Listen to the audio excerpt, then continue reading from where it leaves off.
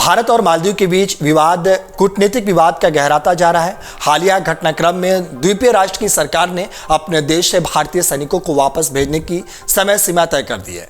मालदीव के राष्ट्रपति मोहम्मद मोइज़ू ने भारत से कहा कि 15 मार्च तक वो अपने सैनिकों को हटा ले। ये बयान उन्होंने चीन दौरे के बाद किया है, जिसके ये समर्थक माने जाते हैं। आइए जानते हैं कि भारतीय सैनिकों की मौजूदगी को लेकर मालदीव ने क्या फैसला किया है, भारत ने कैसे प्रतिक्रिया दी है, आखिर द्वीप राष्ट्र में हमारे कितने सैनिक हैं, ये सैनिक वहां पे क्या कर रहे हैं, मालदीव हमारी सेना को क्यों हटा रहा है।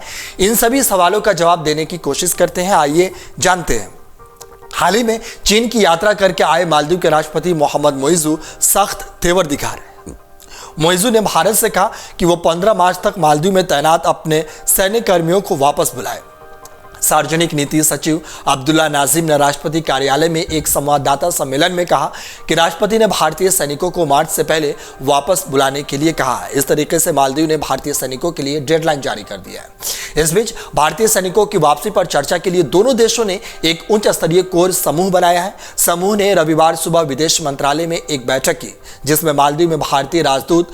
गौरतलब है कि राष्ट्रपति मोइज़ू पिछले हफ्ते अपनी पहली चीन यात्रा के बाद मलय वापस परोक्ष रूप से भारत और मौखिक रूप से हमले बोले। बता दें कि दुबई में COP 28 शिखर सम्मेलन के मौके पर भारतीय सैनिकों की वापसी पर एक उच्च स्तरीय समूह का गठन किया गया था। यह निर्णय प्रधानमंत्री नरेंद्र मोदी से मालदीव के राष्ट्रपति की मुलाकात के बाद लिया गया था। वहीं दोनों देशों में जारी तनाव के बीच विदेश मंत्रालय ने रविवार को सैनिकों के मसले पर बयान जारी कर दिया है।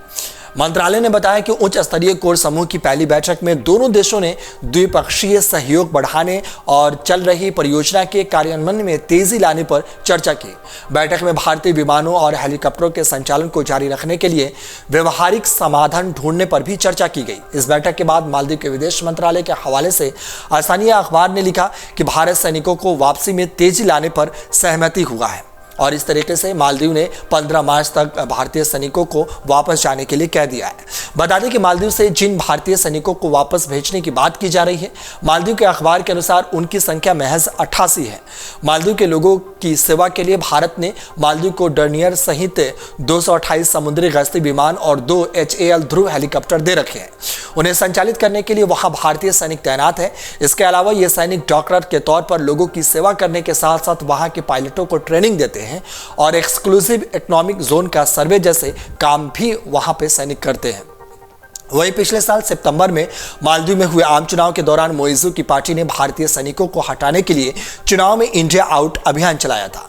मोइज़ू ने चुनाव में इंडिया आउट लिखी टी-शर्ट पहनकर चुनाव प्रचार किया था। उनका चुनावी वादा था कि अगर चुनाव में जीते तो भारतीय सैनिकों को मालदीव छोड़कर जाने को कहा जाएगा।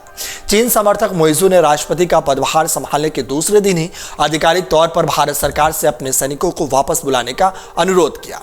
इस तरीके से मोइज़ू के चुनावी एजेंडे में भी ये झलका। वहीं हालिया चीन दौरे के बाद मालदीव के राष्ट्रपति मोहम्मद मोइज़ू के तेवर सख्त बदले हुए हैं। इससे पहले उन्होंने भारत का नाम लिए बिना कहा था कि किसी देश के पास मालदीव को धमकाने का कोई आधिकारिक लाइसेंस नहीं है। अगर आप ये वीडियो YouTube पर देख रहे हैं तो हमारे चैनल को सब्सक्राइब करें और बेल आइकन को दबाना ना भूलें। अगर आप Facebook पर ये वीडियो देख रहे हैं तो हमारे पेज को लाइक करें।